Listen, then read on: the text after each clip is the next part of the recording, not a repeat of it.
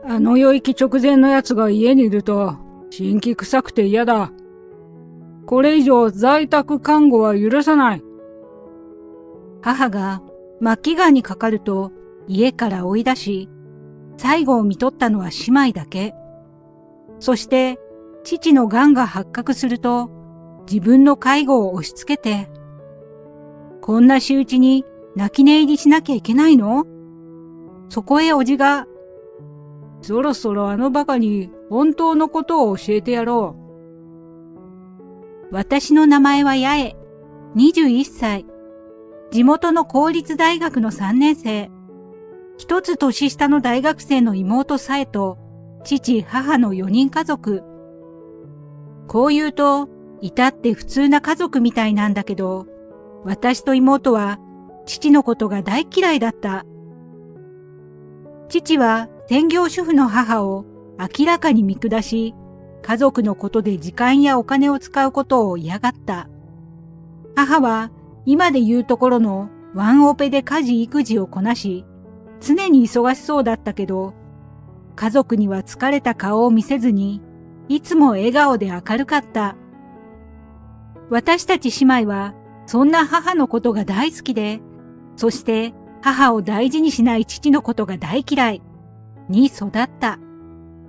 そして妹が大学に入学した2年前に、母は体調を崩して入院した。私たち家族は病院に呼ばれ、医師の説明を受けた。がんですね。余命はあと半年といったところでしょうか。今まで健康診断は受けてこられなかったんですね。もう少し発見が早ければやりようがあったかもしれませんが。はあ、妻が自分は大丈夫だからと言って生きたがらなくてですね。父は医師の前ではペコペコして話を聞いていたが、部屋を出るとすぐに態度が変わった。まったく、あいつがガンなんかになったら誰が家のことするって言うんだ。お前ら、あいつの代わりに家事しろよ。父は吐き捨てるように言って、その後母を見舞いもせず、病院を出て飲みに出かけた。何言ってんだろう。お母さんが健康診断受けるの、ずっと家にいるのに必要ない。そんな時間があったら家のことしろって反対してたのお父さんじゃんね。妹が怒りに震えながらつぶやいた。そして入院中の母の見舞いにも行かず飲み歩き、毎日のように深夜に帰宅した。家族のこと何だと思ってるんだろうね。母は退院するとしばらく家で過ごしたけど、体調は思わしくなかった。私と妹はできるだけ家事を手伝って母の負担を減らそうとしたけれど、目に見えて母は衰弱していった。父にはそんな母が疎ましかったようで、心配するどころか、まったく、主婦のくせに家事もしないで、こっちに負担ばかりかけやがって。と文句を言う始末。そろそろお母さんの在宅看護の準備した方がいいんじゃない？恐る恐る私がお父さんに言うと、案の定父は反対した。なんだそりゃ。そんなの金の無駄だ。だいたいあの世行き直前のやつが家にいると辛気臭いんだよ。俺の身になってみろ。仕事で疲れて帰って、家でも看病なんてできねえだろ。まったくお前らは学生だから気楽だな。誰の金で大学通えてると思ってるんだ。と、父はその後もブツブツ言っていた。私は反対されるとは思っていたけど、そこまでひどいことを言われると思っていなかったので、思わず涙がこぼれた。そんな、お母さんは家族でしょ？今まで頑張ってきたお母さんを病気になって家事ができなくなったからって見捨てるの？そんなのってないよ。横で聞いていた妹も、ひどすぎるよ。お母さんかわいそう。と泣き出した。父はめんどくさくなった様子で、飲みに行ってくる。でもいいか？在宅看護は許さんからな。と言い捨てて出て行った。父が出て行った後、奥の部屋から母が出てきた。ごめんね。嫌な思いさせちゃって。お母さんは大丈夫。自分の貯金で緩和ケア病棟に行くから。おじさんに勧めてもらった緩和ケアセンターがあるの。八重とさえも学生しながら看病じゃ大変でしょ？今まで大変だったでしょ？ありがとうね。そう笑顔で言う母を見て、私と妹はまた泣き出した。それから私と妹は、緩和ケア病棟に入院した母を毎日見舞った。でも、その間父は一度も面会に来なかった。それどころか、病人の相手ばかりしてないで、家事もちゃんとしろ。誰のおかげで生活できて、大学まで通えてると思ってるんだ。と怒る始末。結局、母の最後は私と妹だけで見とった。医師に母の最後を告げられても、なかなか母がいなくなった実感を持てず、呆然としていたけど、お通夜とか、お葬式、しないといけないんだよね。妹に言われて、なんとか自分を奮い立たせて、母の親族に連絡をした。そうか、大変だったね。八重ちゃん、さえちゃん。僕も見とれなくてすまない。あとは僕に任せて。母の兄にあたるおじさんは、しっかり者で、私たち姉妹も何かと頼りにしていた。おじさん、ありがとうございます。父とはまだ電話がつながらなくて。やっぱりそうか。父はまた飲みに行っているらしく、母が既得になった時からずっと電話をかけ続けているのだが、まだつながらない。行きつけの飲み屋から伝言を聞いて、やっと父が病院にやってきたのは、母の死後から8時間も経ってからだった。酒臭い息を吐きながらやってきた父は、ドカッと椅子に座ると、やっとくたばったか。金食い虫がいなくなって、やれやれだな。ガハハと笑いながら言う父を、私と妹は信じられない思いで見ていた。通夜葬儀は、おじが取り計らってくれたおかげで、滞りなく執り行うことができた。父は何も準備しなかったが、葬儀の場ではいきなり、妻思いの夫を演じ始めた。本日は、妻のためにご足労いただきありがとうございます。いえ、私の介護の苦労なんて、妻の苦しみを考えたら取るに足りないものです。いえ、本当に。もちろん毎日面会に行ってました。在宅で見とることも考えたんですが、緩和ケア病棟で、プロに看護されながら最後を迎えるのが、あいつの希望でして。はい、ありがとうございます。妻も喜んでると思います。外面だけはいい父が、弔問客相手に、そう語っているのを聞いて、妹は父に殴りかからんばかりの勢いで飛び出そうとした。待って、さえ。お母さんのお葬式だよ。騒いでめちゃくちゃになったらお母さんが悲しむよ。それはそうだけど、でも悔しいよ。お母さんが死んだ時にあいつはあんなこと言ってたのに。それは私も悔しいし、あんなこと言ったの許せないけど。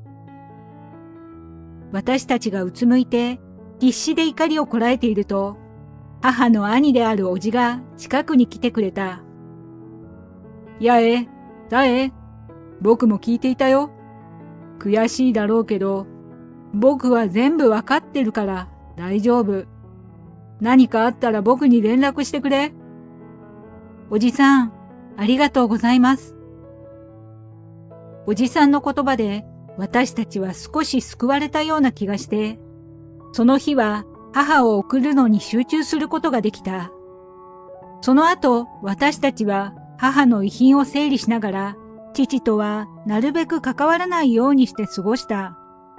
そして、母の四十九日を終えた翌日、父が自宅に連れてきたのは、いかにも水商売風の派手な身なりの30代の女だった。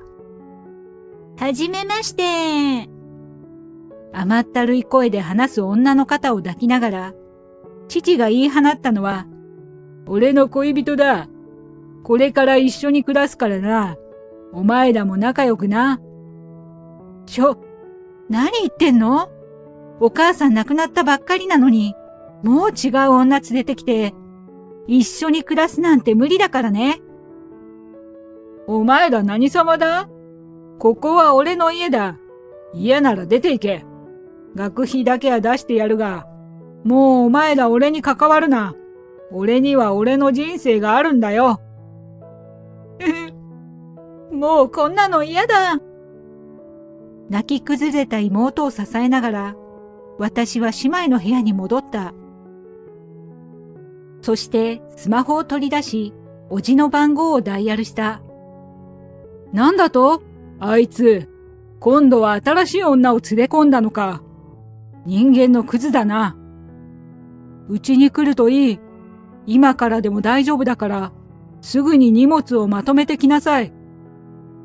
私たちは荷物をキャリーケースに入る分だけ詰めて、スマホで手配したタクシーに飛び乗った。家のリビングからは、愛人の甲高い笑い声が響いていた。よく来たね。大変だったな。お自宅に着いて温かく迎えられると、ほっとして涙が出そうになった。こんな寒い日に大変だったわね。ミルクティー飲める？二人とも大学はここから通うといいよ。ここからならそんなに遠くないだろう？ありがとうございます。何から何まで手伝いとかできるだけさせてもらいますので。そうしてお自宅での生活は平穏に過ぎ、私も妹も忙しく過ごしながら、しょっちゅう母の思い出話をして、それとは逆に父のことを思い出すことは少なくなっていた。そんなある日、私のスマホに着信があり、もしもし、八重ちゃん？ご無沙汰です。実はね、父の愛人が告げたのは、父が肝硬変の末期であり、介護が必要とのことだった。私一人で介護するの正直きつくって、私もお店あるし、あの人が八重ちゃんとさえちゃんに頼めって。ね、お父さんのこと心配でしょ？父には、もう関わるなって言われてるので、私は短く断って電話を切った。しかし、その後も連日愛人から電話が来るようになった。八重ちゃん、あの人が、俺が養ってきた恩忘れたのかって怒ってるよ。毎日毎日、私は耐えきれなくなっておじに相談した。あのバカ、本当に救いようがないな。そろそろあいつに本当のこと教えてやらないとな。おじはため息をつきながら言った。ある日曜日、私と妹、そしておじと共に父の家に向かった。八重ちゃん、さえちゃんおかえり。やっぱりお父さんのことが心配だよね。親子だもんね。このお家に戻ってくるんだよね。介護はよろしくね。当たり前だよな。今まで世話になった親の世話をするのは。そうそう。言ってなかったが、俺は先月会社を辞めた。こんな体で働けんからな。だからお前らの学費も払えなくなった。大学は辞めろ。そんで、働きながら俺の介護をしてもらう。何言ってるの？嫌だよ、そんなの。私たちはお父さんの奴隷じゃない。お前こそ何言ってんだ。子供が病気の親の世話をするのは当たり前だろ。病気の妻のために自分は何もしなかったくせに、怒りでプルプル震える手を握りしめて私は言った。もう親子の縁は切らせてもらいます。学費は自分たちで何とかする。ここに住んでお父さんの世話をするのは無理だよ。何？そんなことが許されると思ってるのか？そうだよ。この家で今まで生活できたのはお父さんのおかげでしょ。そこで、おじが静かに言った。許されないのはお前だ。いつまでこの家にいるつもりなんだ。やっと真実を告げられます。私もおじに続いて言った。何？どういうことだ？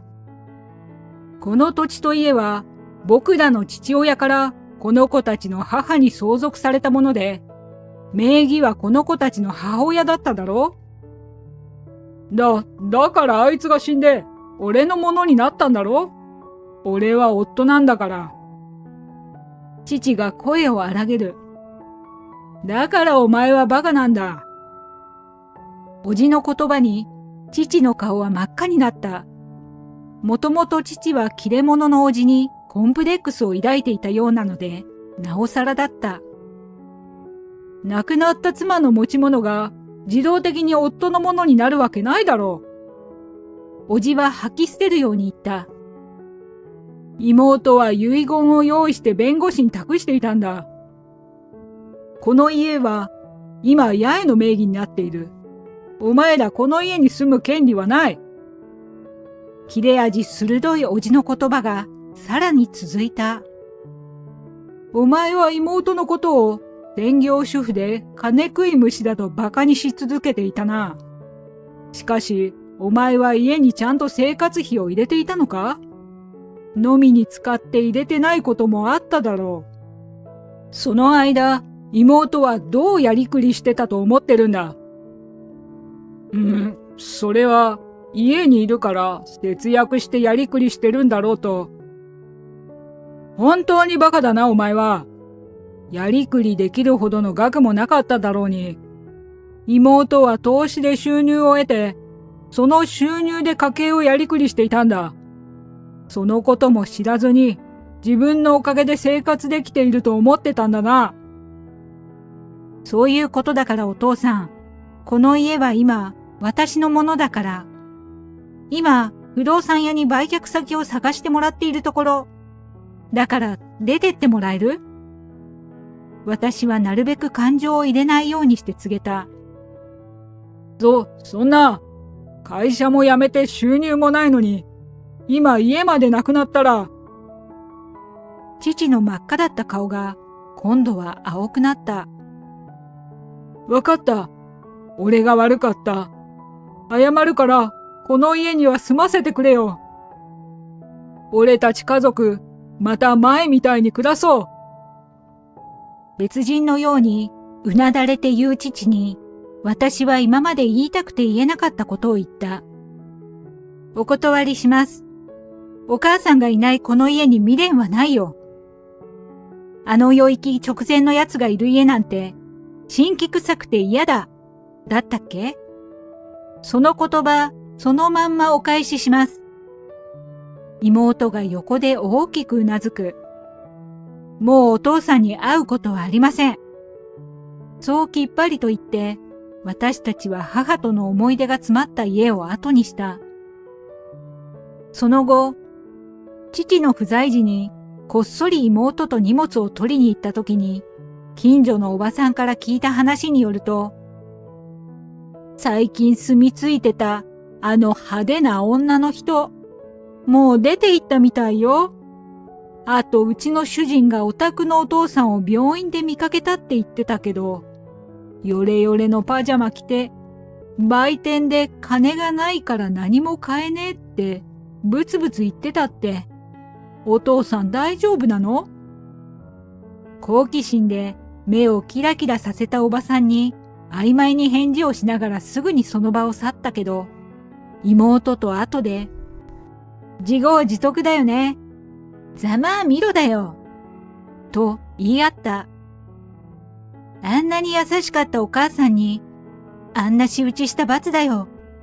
おじさんの言う通り、一番ダメージが大きい時を狙ってよかった。本当、おじさんの言う通りにしてよかったね。私は、おじさん宅に着いた日のことを思い出した。手伝いとか、できるだけさせてもらいますので。そんなに気を使うことはないよ。君たちは本当のことを知っていた方がいい。実は妹は、あいつに愛人がいるのを知ってたんだ。あいつに遺産が渡れば、愛人に好きなようにされるのを見越して、君たち姉妹に財産分与するつもりだった。亡くなった後の弁護士とのやりとりは、すべて僕に任せていたんだよ。そして、あの家と土地の名義は私になっていること、株式だとかは妹に相続されていることを知った。そうなんだ。だったら、お父さんとあの女は、あの家に住む権利ないじゃん。あの家、すぐに取り返しに行こうよ。まあ待ちなさい。知っての通り、僕は医者だ。妹の葬式で、あいつの顔を見た時にピンときたんだ。あいつはもう長くない。同じ立場になれば、妹の気持ちがわかるんじゃないか？そして狙い通り、私たちは父に大きなダメージを与えることができた。でもお姉ちゃん、あの家売っちゃって本当に良かったの？お母さんとの思い出もあるし、住み慣れた場所じゃん。うん。迷ったけど、お父さんに在宅看護の選択肢残すのも嫌だし、愛人に家知られちゃってるから怖いしね。今の私にとっての家は、さえといられるところだよ。そう話しながら、私と妹は駅前にあるマンションに入っていった。このマンションは、おじの所有しているもので、今は私たち姉妹に無料で貸してくれている。おじはこの近辺にいくつかマンションを所有していた。おじからこのマンションに住むといいと言われた時のことを思い出す。